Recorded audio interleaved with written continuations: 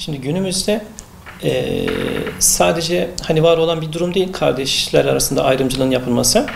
Ta böyle hani eski dönemlere gittiğimizde Hazreti Yusuf'un bile hani kardeşler tarafından hani kıskanıldığı bir döneme hani gidebiliyoruz.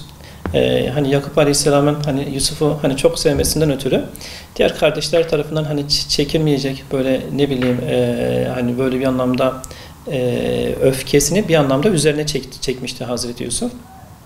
Yani bu açıdan kardeş kıskançlığı önemli bir konu.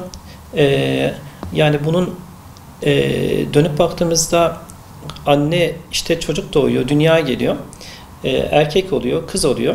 Hani bazı toplumlarda kız çocukları, bazı toplumlarda erkek çocukları belli başlı sebeplerden ötürü daha fazla ehemmiyet ya da önem görebiliyor.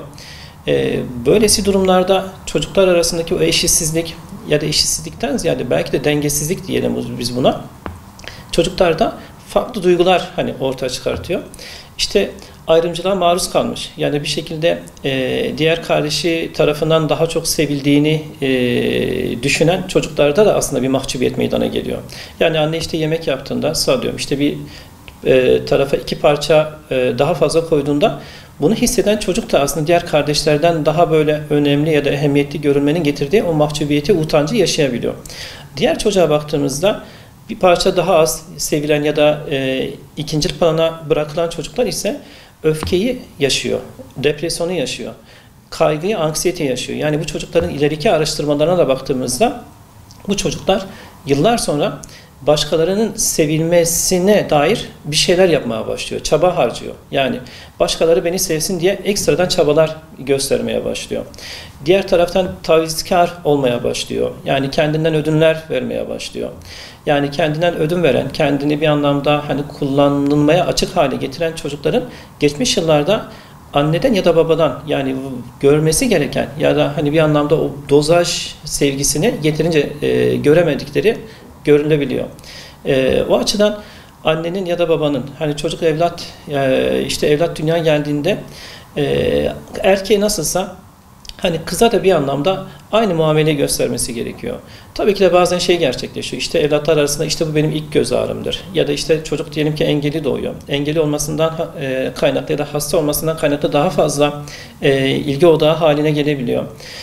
Ama bu da çocukların daha fazla böyle kendini ne acımalarına yol açıyor. Yani anne baba ya da etraftaki insanlar işte vah vah yani işte şeklinde acınarak çocuğa acıyarak yaklaştıklarında çocuk da kendini acınası bir canlı ya da bir varlık haline getirip daha fazla muhtaçlık duygusu yaşıyor.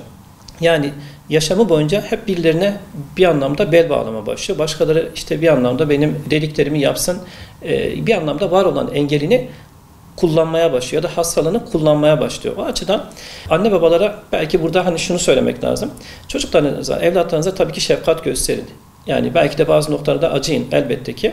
Ama aşırı derecede acırsanız çocuklarınıza acınacak hale getirirsiniz.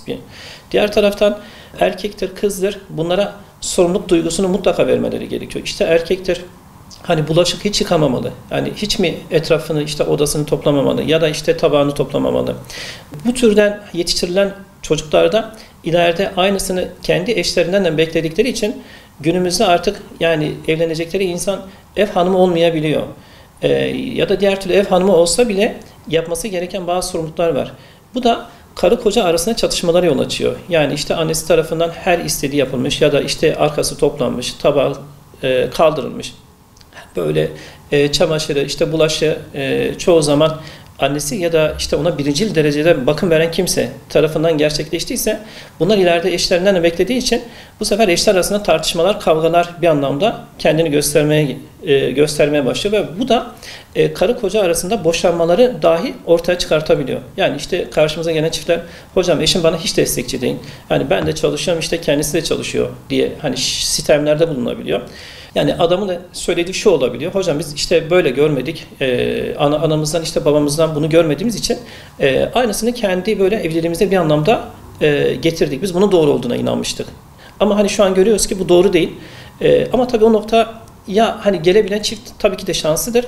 Ama her çift o noktaya maalesef gelemiyor. Yani kendisi nasıl bir hani ortamdan çıktıysa kendi var olan alışkanlıklarını devam ettirmeyle uğraştıkları için, direndikleri için sıkıntılar maalesef baş gösteriyor. O açıdan evlatlar arasında ayrımcılık yapmak çocuklarda işte depresyon, öfke, kızgınlık, mahcubiyet, utanç duygusunu maalesef ortaya çıkartabiliyor. O açıdan adil olmak gerekiyor. Kız çocuklarımızı da, erkek çocuklarımızı da böyle bir nimet olarak, bir emanet olarak görüp sevmek gerekiyor. O sevgiyi, ilgiyi böyle elimizden geldiğince adil bir şekilde onlara vermemiz gerekiyor.